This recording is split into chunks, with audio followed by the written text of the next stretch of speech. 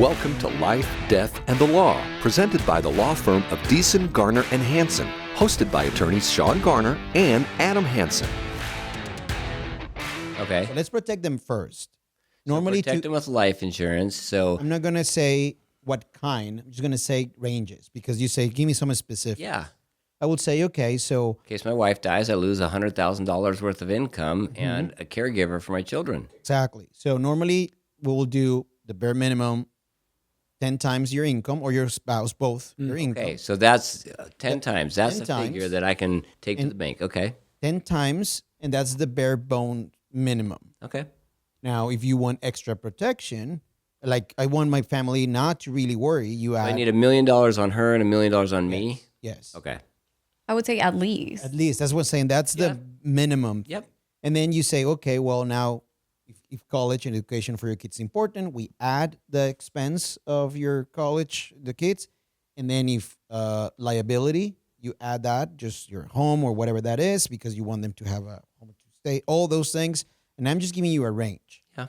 If you're getting more than that, I mean, okay, but it's too much. I'm not going to say I don't want to spend any more than I have to be protected and maintain my standard of living. I'm not going to talk about kinds of insurance, bare minimum, 10 times your income. If your spouse, they don't work, normally we say at least half of the working spouse. So if, let's say she doesn't work, make 100,000, she will have $500,000. That's the bare minimum. Because again, you're saying it's a caregiver. I'm losing a caregiver and somebody that works at home. So we need to pay for that. So that's the first step. Okay. When you agree, protect them. Yes, for sure. And we'll talk about goals. Yeah, where do I put my $50,000? Because I can't put it all in IRAs. I can't put it all in a retirement account. So we set up a retirement account, and I can put a portion towards it in a retirement account. And without getting into what type of retirement account and how much I can put in there, let's just say that I can put in we'll make the numbers easy, $10,000 a year towards retirement in a typical retirement account for the first year until we get to something more complex. So what do I do with that extra $40,000? So I think what you're saying is very important because most people they're only investing through their retirement accounts and they think they're set. And we're like, no, like you said, they do have a maximum. There's only a certain amount you can invest per year in a retirement account and you have more options. You can have a non-retirement investment account where you invest everything else. It is really important to keep part of your cash in cash or the money market or even a CD as your emergency fund. It could be 3 to 6 months of your expenses, but then everything else should be in a non-retirement investment account. Okay. And we would, like we discussed right now, we would create a portfolio depending on your risk tolerance and goals and all that. And my risk tolerance is based on what you think it should be. I'm in your hands. I'm okay. A 40-year-old making $100,000 with a wife that makes $100,000 with 2 minor children, and I want to do something that you recommend because I trust you, and my peace of mind is that you are looking out for me. So what type of interest should I be expecting with that portfolio that you're going to recommend? Something I always ask is, what are you saving for? Retirement. In the other one. If you have a non-retirement investment account, I always ask. Well, even though it's not in a qualified retirement account where it's tax deferred, I'm saving towards retirement. Okay, so if it's long term, then we would assume it's going to be an aggressive account. Okay. Yes. So So what type of returns can I expect? Yeah, what would you give with an aggressive account? Okay. Now we're going to 20%? No, yes, 12%. 20%. If you ask Dave Ramsey will say 12%. That if it's you that aggressive, 12%. That's what he would say. Is it realistic? Okay. So he got that number because there's some mutual funds that do have that long-term history. Yes. Again, behavior. But everything in between is important, right? So what happens if 1 year you get 10%? You're going to be disappointed. I'm going to fire you. Right? And I will say, well, that's not the way it works. It's an average. No, you're right. People are not happy. In my scenario, I trust you guys, right? I'm going to put it in. You do what you think you have to do with my money, and I'm going to pretty much forget about it until we do our quarterly reviews. You're going to say, this is how it did. I understand the market's going to go up and down. I'm going to do good on some quarters and bad on other quarters. But what should I expect? This is what how we plan. We plan that you all your plan, the max will feel comfortable is 8%, because nobody ever hire us because they're making 10, 12%. But if it's the other way around, and if I plan everything like the Ramsey will say 12% on average, and you get 10, that will say you need to work for 2 more years. That you won't be happy. Your son cannot go to college because we planned for 12%, and it only return was 10, which is really good. So I'm going to tell my son, I'm like, Gonzalo didn't get your 10. Yes, I'm You're not sorry, going to man. college. Right? So I rather Gonzalo's I know. Yes. I'd rather just plan for 8% and set the savings ratio based on that. Okay. Because I'd rather say, guess what? You can semi-retire at 55. That's a better story than saying you're screwed. Now you need to work until you're 70. Right? So behavior. We'll go back to behavior, right? So what I hear you say, 8% is a pretty, For projecting pretty growth, good. yes. You can get that. Something crazier than Maybe that. more, but at least 8%. Yeah, we most always of the time. say it's like 8 to 10, but when we do your written financial plan, we put 8%. And I suppose the reason I ask that is I want to know when I'm seeing BS out there on the internet. Oh, yes. And so if I can hear what is a reasonable standard, then I can say, well, this person is promising 20%. Therefore, the BS alarm is going off, right? Yes. And that's essentially what I want our listeners to hear. Or the BS alarm or the risk level goes to the roof. Because that is true. If he will show you this is my statement. I made 20% per whatever that is true. Yeah. But the risk that person took was of the roof, right? So if you're saving for your kid's college, I don't want somebody, son, I gambled your money and now you're not going to college because I took a lot of risk. Now it's a gamble. If it pays off, great, we all go to college. But if it doesn't, then we need to eat beans and rice for the rest of the year. Because you trust me with your retirement savings and your college, the kids' savings, I can't do that. If you want to play money and go gamble with that BS, or I'm not saying BS, that extreme risk, extreme reward, go for it. You can do it in Vegas. That is true. You can make that money. But do you tell them if that is your objective, I'm not the right advisor for you? Okay. People that come to me saying, I want you to day trade, I'm not the right advisor. Or sometimes people. How much input regularly would you expect or even tolerate from a client of yours about exactly what stocks to invest in for them to be a good fit for you? Very low. Okay. Very low. Because we have a parking lot when clients can play. And we say, okay, sure, let's just play with this money if we can only do 12 trades per year. How's that? I'm just trying to keep them constrained, in what they can do. So Entertain that's your fine. curiosity with this money, but with the real money, we're going to invest in tried and true. Yes, we plans. Data-driven, goal-driven, risk-driven, not gut feeling, not opinions, not politics, because that I'm going to lose all the time. I'm always going to lose. But yeah, so very little. I had one specific client that was very specific, that there was a specific company. So he said, I don't want you to invest in McDonald's. Yeah. And it was part of a portfolio, specific portfolio. And then I said, oh, interesting. We have that choice. But then I asked, why not? He said, well, because they found kids' fingernails. Oh. And this is true. This is a true story. And they tested the DNA and it was from people. So McDonald's is selling Human meat. parts. So, okay. For that person, I said that portfolio needs to stay for that specific reason. But you see, the reason that person told me was a little bit up there. Right? Yeah. Now, their portfodies For are a disclaimer, we don't believe that. We're not No. saying that that's No. true. We're just No. saying that person believed it. that person believed that and we did not change, the portfolio.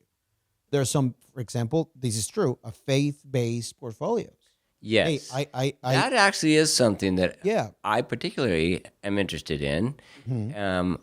I think that companies that want to push certain agendas, I don't want to assist them in doing so. Correct. And so I would like you to steer away from, I'm not going to tell you what companies to invest in, but I'll tell you what companies I don't want you to invest Yes. in. Now Oh, that's really? a different Okay. story. You see, that's a different kind of frame of mind. Yeah. Are you saying faith-based like Chick-fil-A, that kind of stuff? Or No, like for example, like when somebody's experimenting with the human genome and all different things, there are certain phases like I don't want you to invest in that specific Oh, I see. Or- It goes against the faith. pharma that have abortion medication, Yeah. different things like that. Planned Parenthood gets involved in All it. these Yeah, things, okay. yes. We have a way to filter those things Mm-hmm. and say, okay, this portfolio is certain faith based, and yeah, that is, but it's a different story because you're not saying anyway. That's just a different. It's easier to plan. Mm-hmm. You're like this. I want you to invest in this faith based portfolio.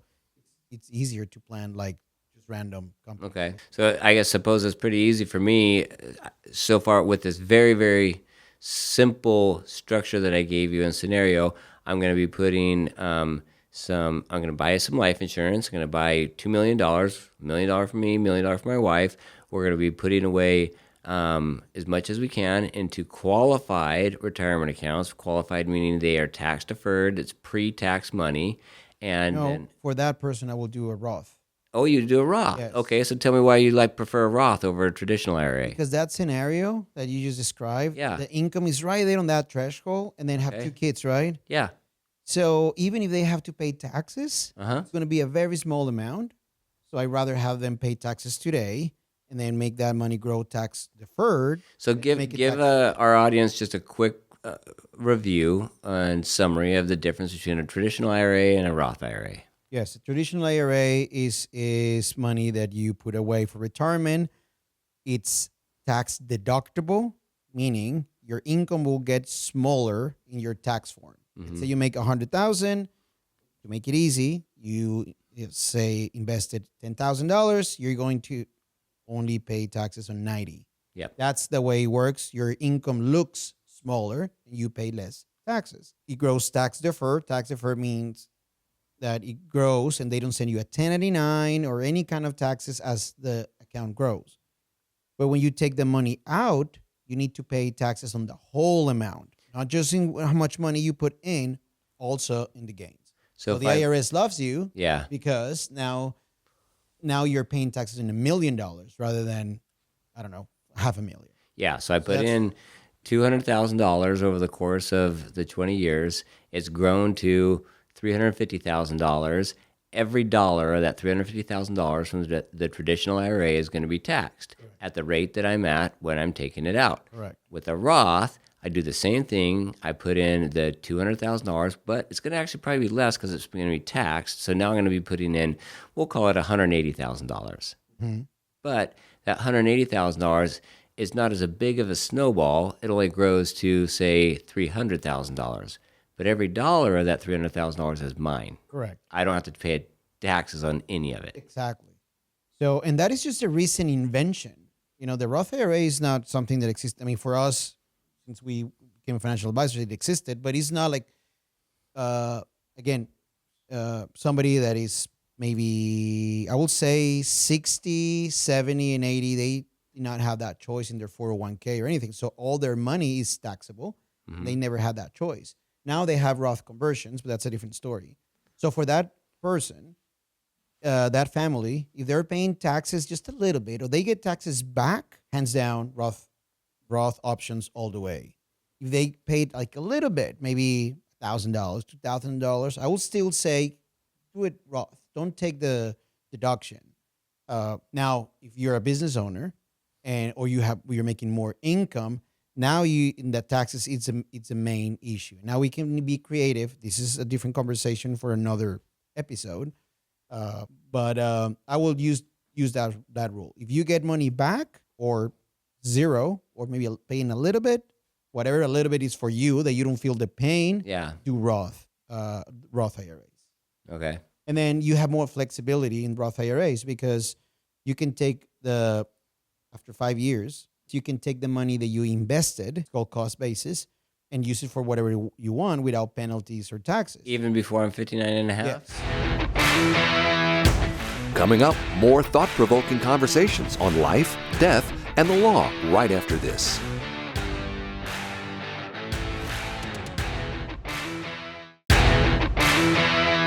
You're listening to Life, Death, and the Law, presented by Deason, Garner, and Hansen, the law firm that has been voted Yuma's best 6 years in a row. Now, hopefully the audience will forget that I said that because behavior. Yes. They know that it's available, and guess what? They want the razor, and they're looking around. I want it now. Oh, I remember Gonzalo told me that I can use this money. It's also important when you take the money out, and I've understood this rule for a long time, but people do it incorrectly. They take it out. The assumption is when you're taking it out, it's the growth, and therefore there's going to be not only a penalty on it, but it's going to be taxed. Right. And so you have to mark it on a separate schedule that you're taking out of the basis specifically from that Roth IRA. Right. So make sure that your accountant is aware of what you're doing and what your intentions are, and you guys are on the same page. Otherwise, you're going to be up for a rude awakening. Yeah, and for that family, we like to, Carolina, let's talk about that. We like to name accounts. That way, when you're talking to your spouse, and then you say, honey, you're going to take the $20,000 from Jimmy's college to buy my new boat. Good luck with that. Yeah. Right? Yeah. But if you don't name your accounts, it's just an account. And then you can do whatever you want with it. Right. Or you will say, hey, honey, yes, you want that cruise? Let's do it. I'm going to take money from our retirement account, and now I need to retire at 65. That's okay. Now, if your spouse agrees with that, that's great. We will both agree what is the consequence of you taking money out of Jimmy's college. Mm-hmm. Most of the time, that's not going to work because even the way that you're saying, like, that doesn't, when you put it in the sentence, right? Yes. I'm taking money out of Jimmy's college, junior college, because I won my razor. A lot of alarms, right? They're ringing, behavior, and I just created a time bomb. We like to say that's a time bomb. So we need to create time bombs, meaning I know you're a little bit happy trigger with your money, so let's name it, the account. And once it's named, I'm not in your house. I don't have cameras. Mm-hmm.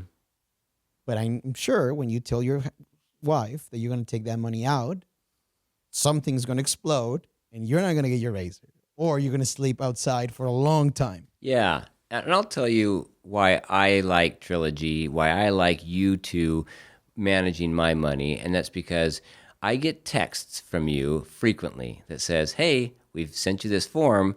It's still pending. You need to sign it. Or, hey, we're going to be discussing this new option for your retirement account. Remember, we said we would be doing this in 6 months. Now we're doing it, and it's a poke when I need it. Because the last thing I want to be doing after I've worked with finances and estate planning all day is go home and proactively do my own. But I need somebody to prod me a little bit to do that.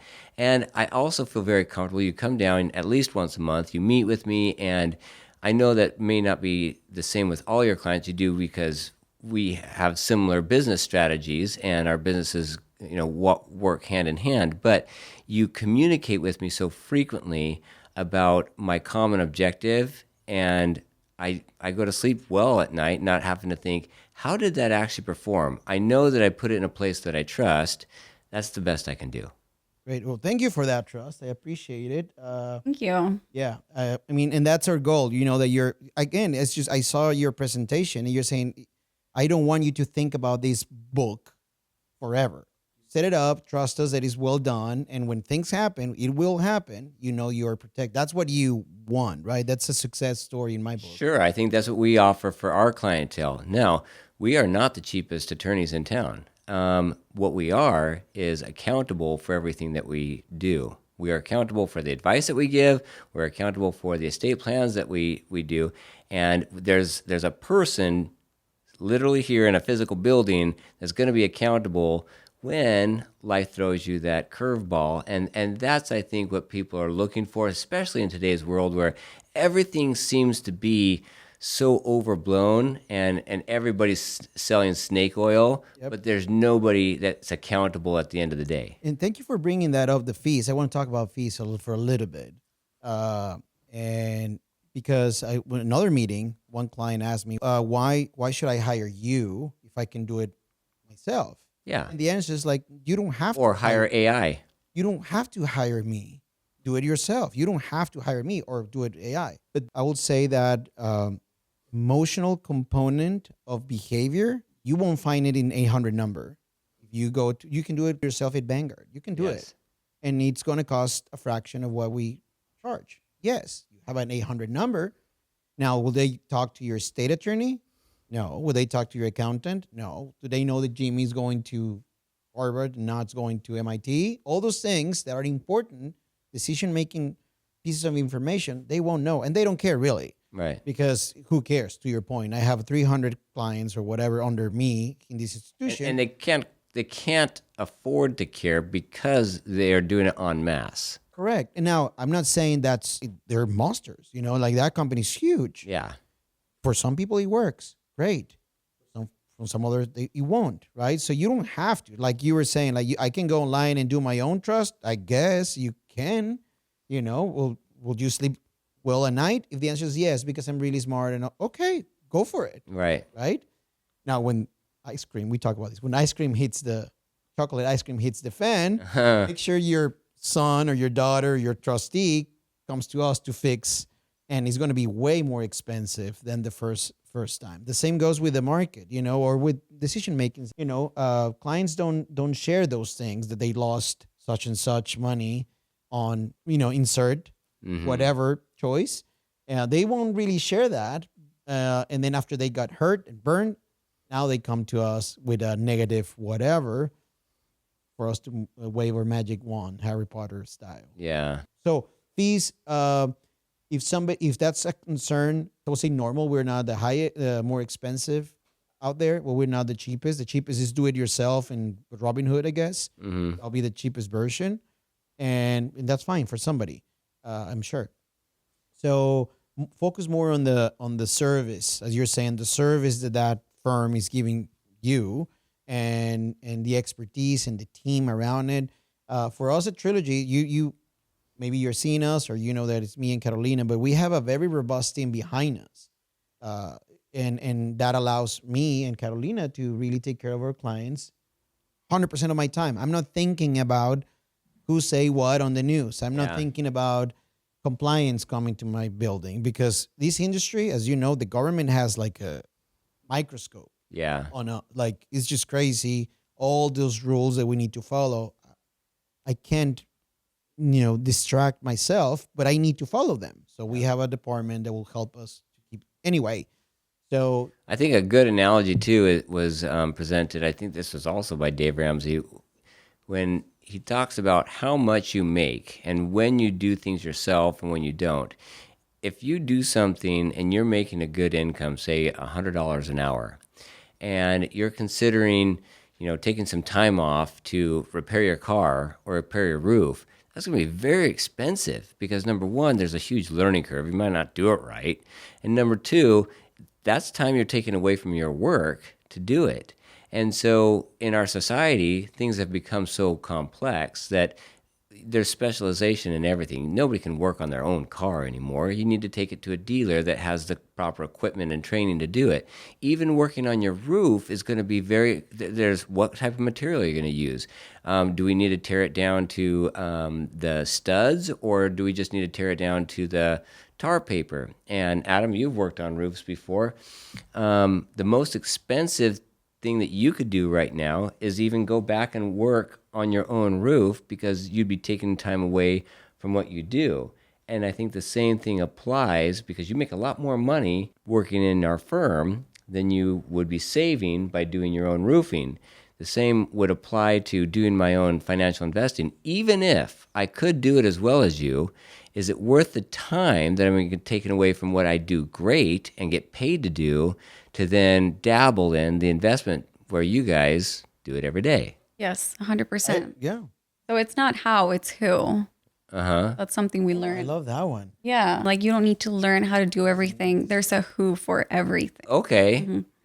And Because you're gonna start asking like, how am I going to do this editing? Right? yes, for the video that Well, we're doing right now. It's Uh-huh.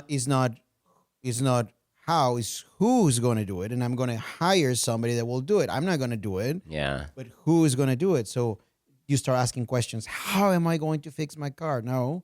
And cheap Ooh. people have a really hard time with that because they feel like, oh, if I'm paying somebody else to do something that I could do on my own, I'm losing that money. But they've got to think you could be actually saving money by hiring somebody else to do it. Now, if you really love that, then you're doing it not because you're saving money, you're doing it because you like it. Different story. That's a different story. And that, like, I do a little bit of farming, right? And I just actually signed my 1099 for the farming today, and I lost, lots of money. But it's fine. Blah blah blah blah. Yeah. Don't tell your financial advisor that. Exactly. Because I love going out there, right? I enjoy it. I think it's a great work experience for my children, and my quality of life is better because of the farm. And so I'm not doing it because I want to be able to grow my own, broccoli and lettuce and meat. I'm doing it because I feel satisfaction in going out and participating in nature and livestock and animals at times.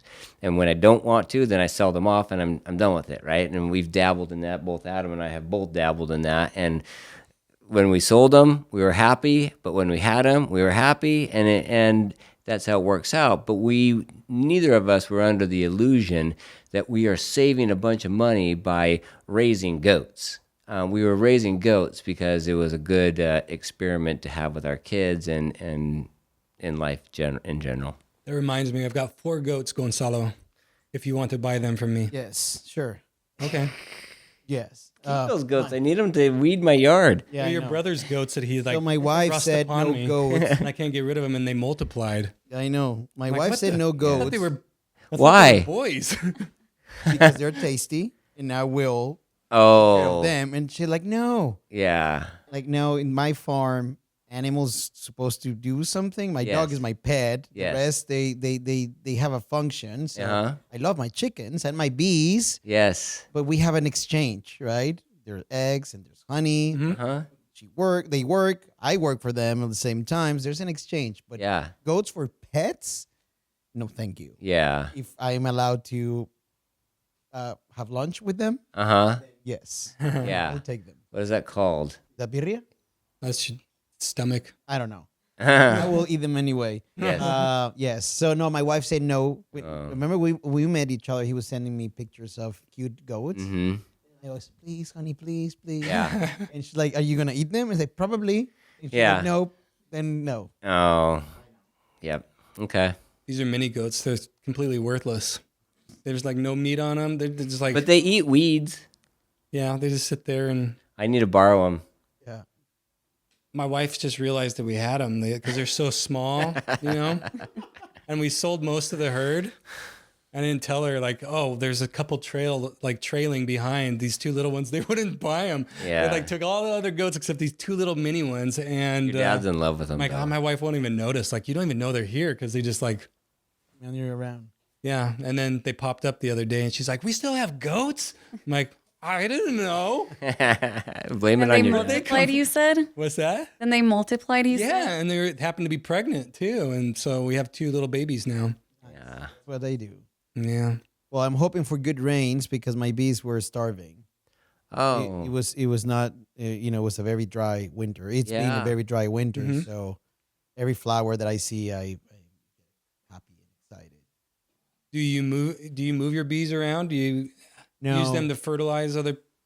no, I to live in the pollinate? Sonoran Desert, just raw Sonoran Desert. Mm-hmm. So I don't have farms or anything around me.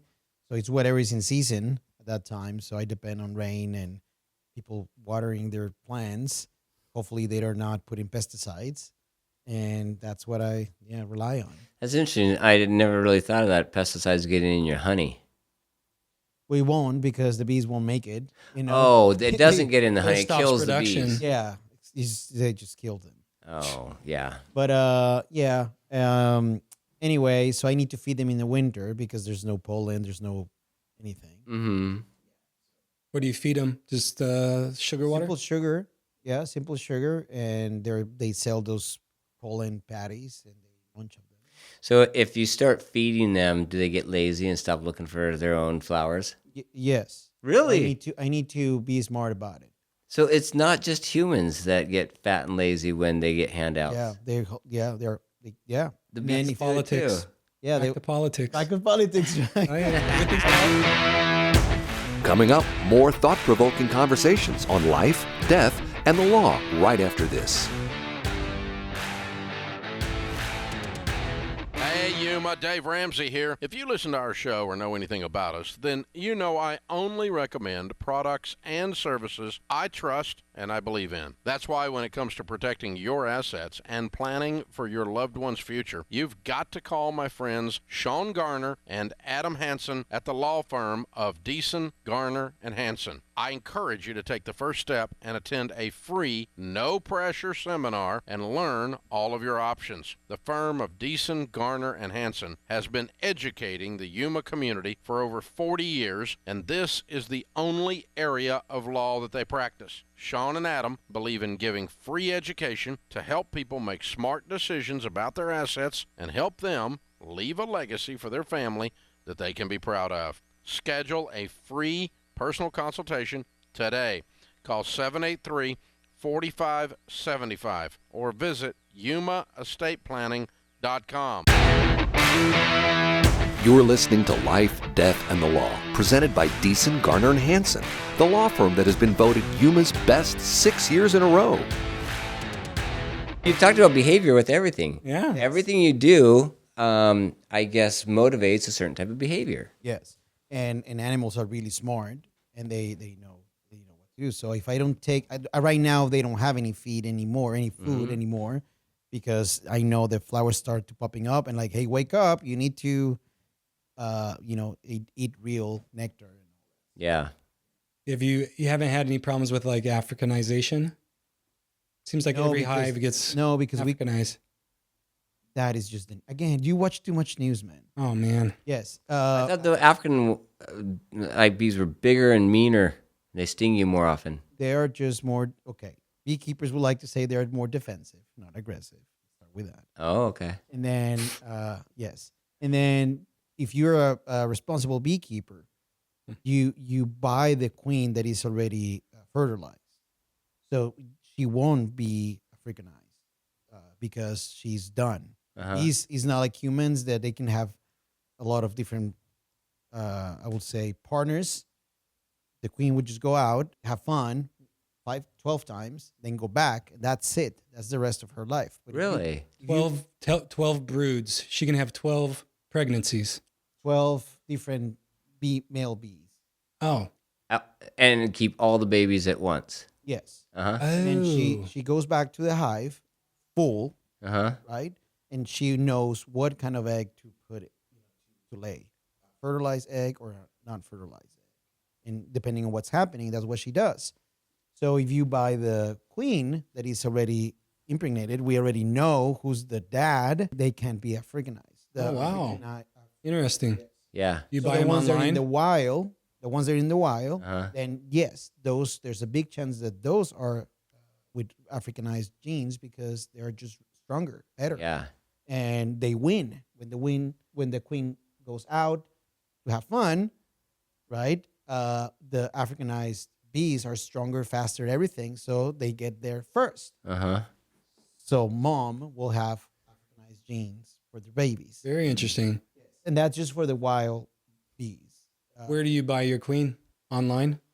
Online mainly. There are some queen breeders they're called, and people from Hawaii will charge Hawaii, huh? $300 or maybe more for a bee, queen bee, Nice. or you can go to more normal things and you pay $50 per. Can you buy them at like Tractor Tractor Supply Supply? or Cow Ranch? No, tractor. No, because there's a very timing and everything when shipping and all that.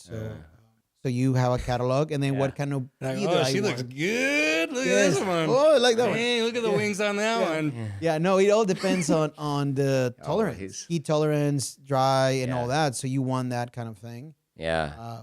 Russians, Italian. That's their way that the breed. It's not that it comes from Russia. Oh, okay. Yeah. Anyway, They talk like this. yeah, they speak like that, and they like olive trees only. That's right.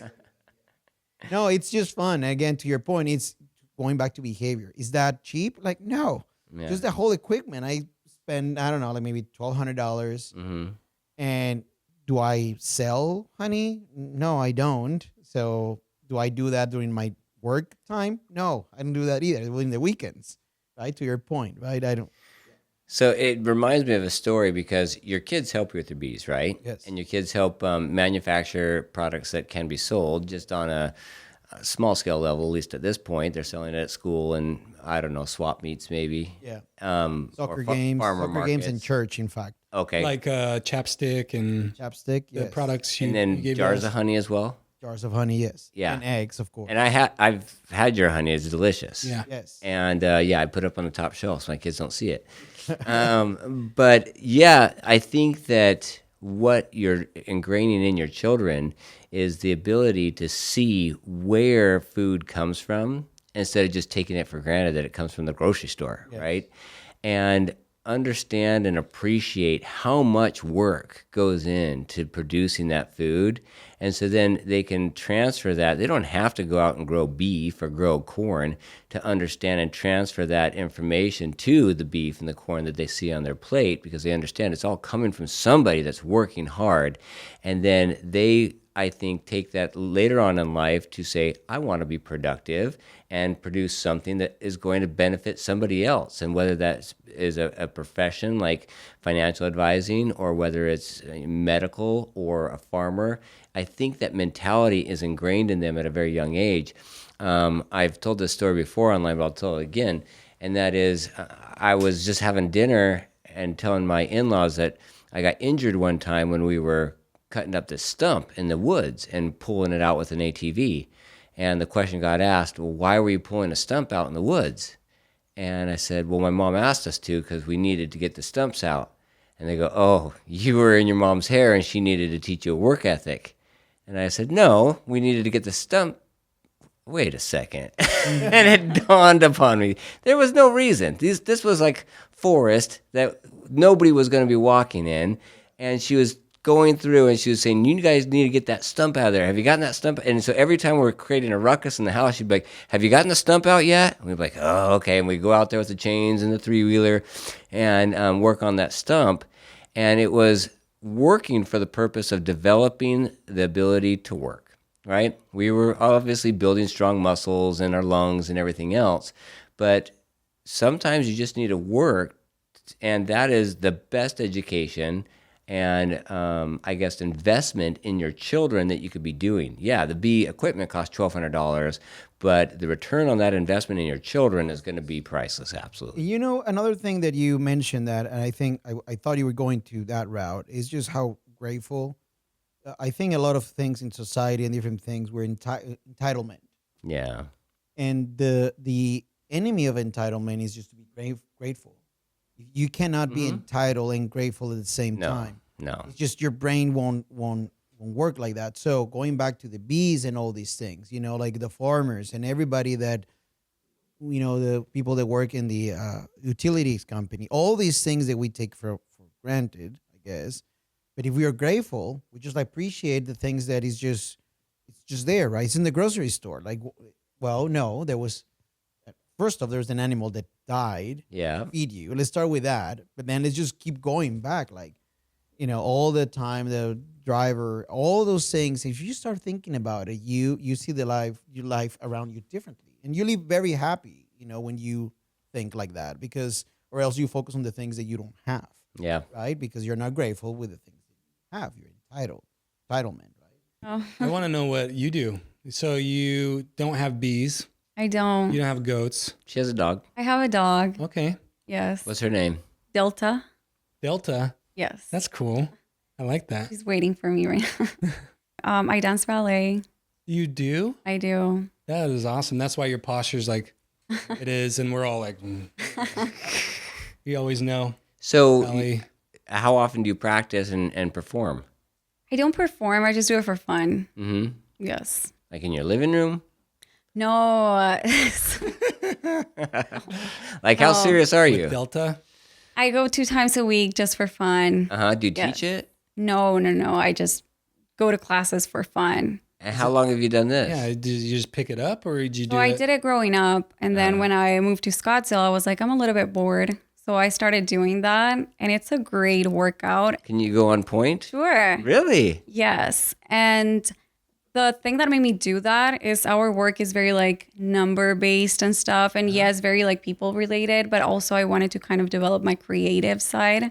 So that's one of the main reasons I keep doing it. Yeah. Wow. That's pretty impressive. We have another coworker that is. Obsessed. He was listening to a podcast about UFO. We did one like last month. I went about down that UFOs. rabbit hole. Yeah. Maybe he was listening to you then. Probably. Probably. Yeah. Yes. And I just say, just go to your office, man, and close the door. Stay there. Like we don't need you right now. What Just if he's right though? great? Just let me know. I told him. Just let me know. I told him, okay, just if that's everything, just give me a summary. Yeah. What do I need to know? Do I need to bring my gun or my bow or what? Yeah. He's like, no, you're good. Okay. So, yeah, Okay. All right. we talk about that. We have fun all the time and saying that if the zombie apocalypse happens, He's gonna know. he's gonna know. But I'm the best prepared in the office, so everybody will go to my property and we can shoot zombies or whatever you want. We can do that. We Very have the cool. weaponry Nice. to protect everybody. Bows and arrows and everything in between. How many kids do you have? 3, And what are their ages? 11, 9, and 7. Oh, those are super fun. Oh, super fun. Oh, we did a Spartan race together. You know what a Spartan race is? Yes, I do. Yeah, we did. We ran last Saturday. This past Saturday, yes. Spartan race In the valley. in the valley. Yes, in one of the rodeo in the Fort McDowell rodeo grounds, and it just started like, yeah, let's do something, and okay, and it was just going to be me, and then I knew nothing on the Spartan race, and then there's races for kids, and all that. So whole family got involved. What's Spartan race? What is Spartan race? Yeah. Something pretty cool. The John Deason is, I think I'm saying it correctly. He's just one of those ultra marathons guys, and he had this mission in life saying, I want people to get out of their couches, do something, and or go into behavior, embrace obstacles, and embrace hard things, and practice hard. That's what he's saying. Like you practice math, you practice ballet, but we don't practice hard things like work, like something hard. Let's do something hard.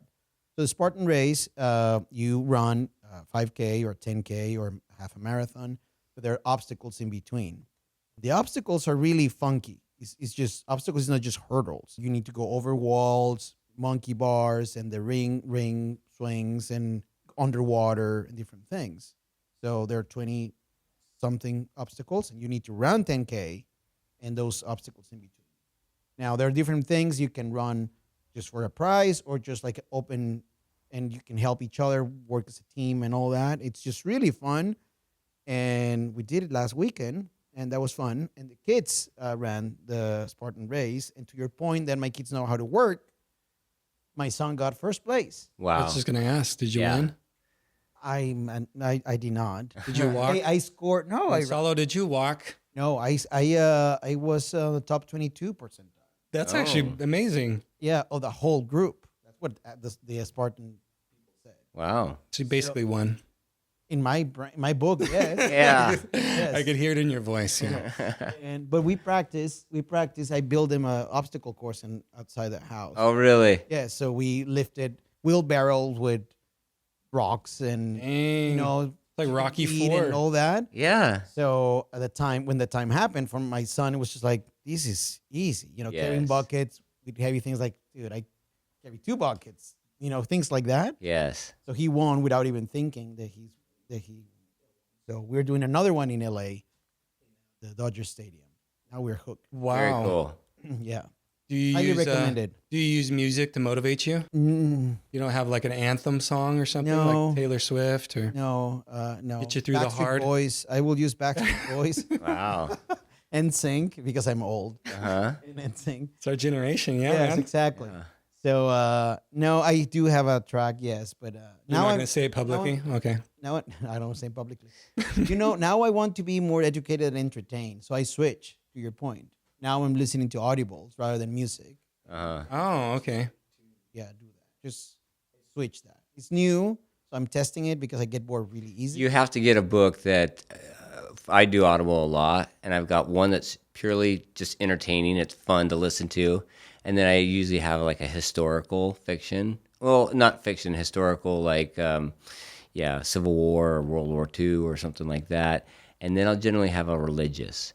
And so the religious I typically listen to right in the morning. It gets me, it just gets me calm and just this peaceful feeling. And then when I'm tired, but I need to get something done or I want to work around the yard, I will listen to the entertainment one. And then typically when I go to sleep, I listen to the historical one. And for me, that works because it gets me in the zone that I need to be in during each period of the day. And yeah, with Audible, before you know it, you've gone through a book a week. Thank you guys for coming down. We really appreciate you participating in the seminar that we had today and participating on this show. I think we can make a couple shows out of this. Yeah. But any last parting words of wisdom? Well, thank you for inviting us. This was fun. It's always fun. You keep us in our toes. I Yes. have to say that. And we were ready to talk about myths in financial planning, and then he went to a very deep rabbit hole. Yeah.